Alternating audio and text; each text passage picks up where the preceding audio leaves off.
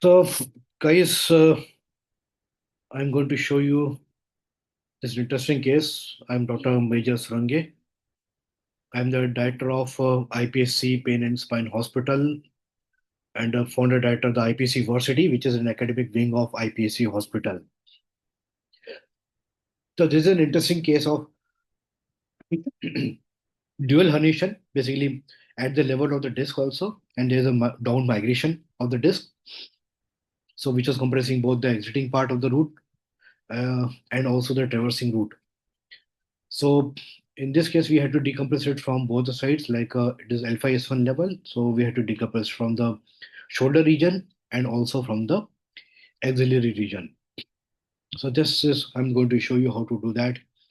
So you can look at this MRI. This is a striatal section of the alpha S1, where we can see some part of the disc herniation over here at the level of the disc, which is also contributing to the nerve root compression.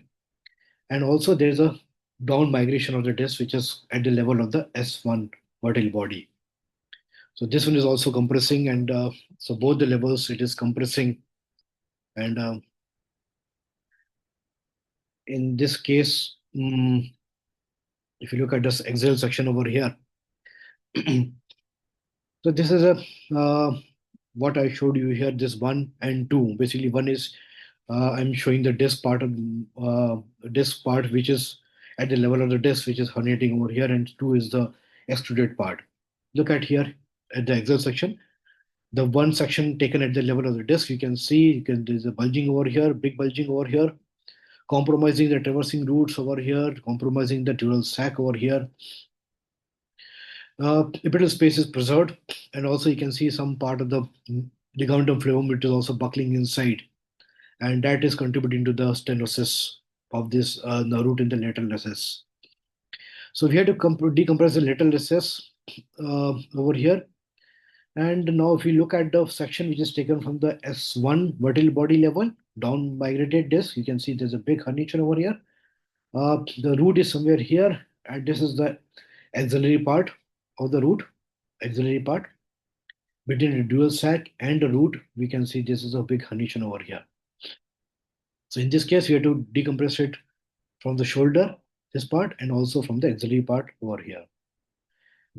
On fluoroscope, so whenever we do under fluoroscopy guidance, initially it will be all under fluoroscopy. So it is almost like a blind procedure. We don't know where it exactly is the herniated material, but we have to rely on the fluoroscopy. We should know. We have to correlate with the MRI.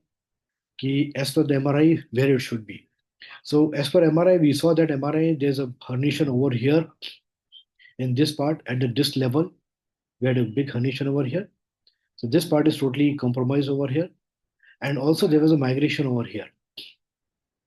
So how is the nerve root going? Nerve root comes out. So dural sac is somewhere here in this part. This is a part of the dural sac. And the nerve root S1 root comes out of the dural sac above the disc level at alpha S1. Sorry, here, this one.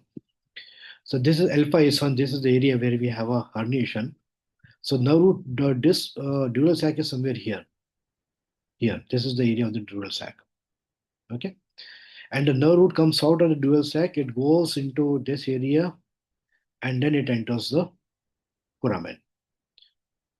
So here is the root, here is the dural sac.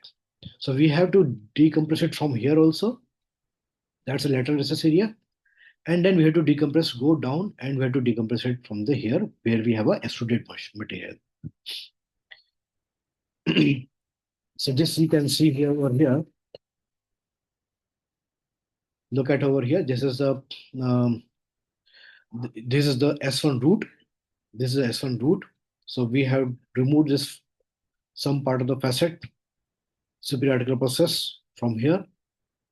When we remove the superior articular process and some part of the inferior articular process, we start observing this material over there. And the root is here. So we have pushed the root medially to see the herniated portion of the disc, which is the shoulder region. It's called the shoulder region. So from here, we are removing this part of the disc material, which we saw as a disc one. So this is we made some opening into that, and we are decompressing the disc in the shoulder region. You have to be careful about when you are pushing your nerve root, S1 root, when you're pushing the nerve root medially, you have to be sure that your sharp end is not towards the nerve root. That is important. This is a sharp end. This should not be towards the nerve root. Okay. So once we decompress that, then we go towards the. Now this is the area. Now this is what after decompressing the nerve root from here, from the lateral recess area, then we open up the. We open this. You can see here. This is the superior lamina of S1. So this is what I done after decompression from the lateral recess. I opened the superior lamina over here, and now you can see this complete nerve root over here. There's a dural sac over here, and this is the axilla. That is called the axilla. Okay, we did dural sac and the traversing root, and this is the shoulder region, which we have pushed when we pushed the nerve root medially over here, and we removed the disc material from here. And now we are working towards the axillary region. So this is a complete dural sac. You can see over here, beautifully dural sac. This is a traversing external root. This is exactly I showed you all in the endoscopy also. And this is the extruded material or the superstructured material. It is at the level of S1, body body. Okay, this was the big chunk of the fragment which we have removed from the axillary region between the dural sac and the traversing root.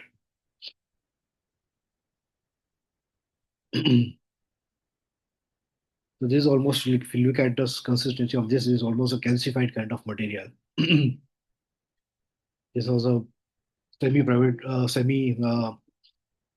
like subacute case, not semi, subacute case. That's why. So I'm just trying to search any other fragment is left over here, but there's nothing over here. And this entire dual sac and the no root is free. So we are good to come out now. So this is how we have to correlate with the MRI, with the fluoroscopic image. If you do that, you can do decompression properly without cutting excessive bone, without cutting excessive ligamentum flavum, without pushing too much of nerve roots in the dural sac. So this is the advantage of doing understanding the MRI well, understanding your MRI very well, and also the fluoroscopic anatomy, starting with anatomy, the fluoroscopic anatomy, then and MRI anatomy. So everything, all this have a lot of importance. If you understand that well, you'll be able to do it in a really minimally invasive manner. And that is why it's called a MisEpp procedure. That's why it's called a MisEpp procedure. MisEpp is your minimally invasive spine endoscopic pain procedure. So this MisEpp is a umbrella term for all the endoscopic procedures, all the endoscopic decompression. We use this MisEpp term. Okay, guys, thank you so much. I'll come with more interesting cases. So stay tuned. Thank you.